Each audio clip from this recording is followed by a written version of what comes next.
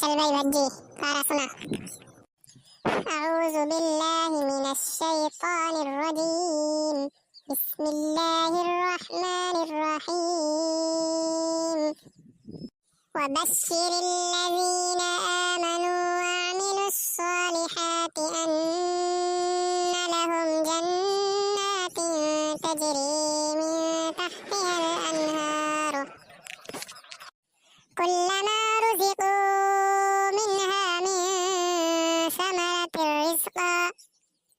قالوا هذا الذي رزقنا من قبل وأتوا به متشابها ولهم فيها أزواج مطهرة وهم فيها خالدون إن الله لا يستحيي أن يضرب مثلا ما بعودة فما فوقها فأما الذين آمنوا فيعلمون أنه الحق من ربهم وأما الذين كفروا فيقولون ماذا أراد الله بهذا مثلا يضل به كثيرا ويهدي به كثيرا وما يضل به إلا الفاسقين الذين ينقضون عهد الله من بعد ميثاقه ويقطعون ما أمر الله به أن يوصل ويفسدون في الأرض أولئك هم الخاسرون كيف تكفرون بالله وكنتم أمواتا فأحياكم ثم يميتكم ثم إليه ترجعون هو الذي خلق لكم ما في الأرض جميعا ثم استوى إلى السماء فسواهن 7 سماوات وهو بكل شيء عليم وإذ قال ربك للملائكة إني جاعل في الأرض خليفة قالوا أتجعل فيها من يفسد فيها ويسفك الدماء ونحن نسبح بحمدك ونقدس لك قال إني أعلم ما لا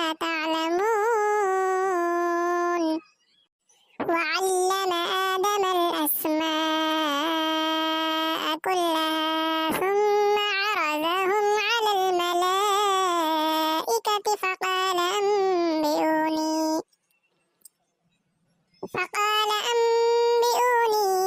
بأسماء هؤلاء إن كنتم صادقين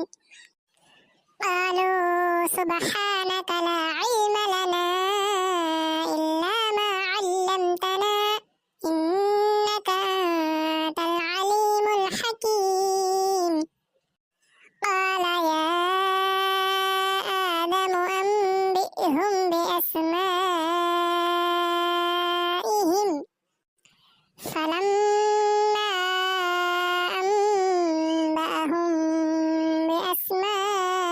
بأسمائهم قال ألم أقل لكم إني أعلم غيب السماوات والأرض وأعلم ما تبدون وما كنتم تكتمون وإذ قلنا للملائكة اسجدوا لآدم فسجدوا إلا إبليس أبى واستكبر وكان من الكافرين وقلنا يا آدم اسكن أنت وزوجك الجنة وكلا منها رغدا حيث شئتما فتكونا من الظالمين فأزلهما الشيطان عنها فأخرجهما مما كانا فيه وقلنا اهبطوا بعضكم لبعض عدو ولكم في الأرض مستقر ومتاع إلى حين فتلقى آدم من ربه كلمات فتاب عليه إنه هو التواب الرحيم قلنا اهبطوا منها جميعا فإما